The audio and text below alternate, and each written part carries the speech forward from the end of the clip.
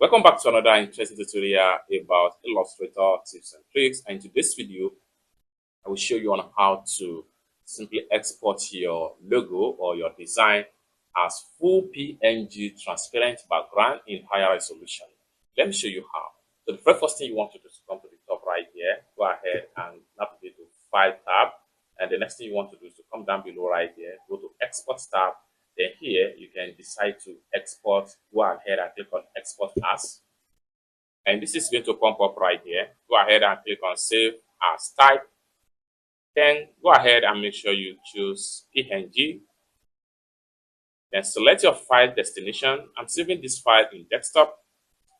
Finally, I will go ahead and make sure I click on Export. Then here we go. Now, what you want to do right here is to work on the screen resolution.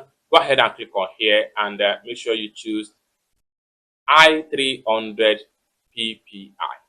Select on that. Then you have it. Make sure that the color background remains transparent right here. Next thing you want to do is to come down below right here and hit on OK.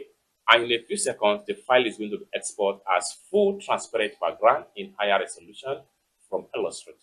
It's that simple.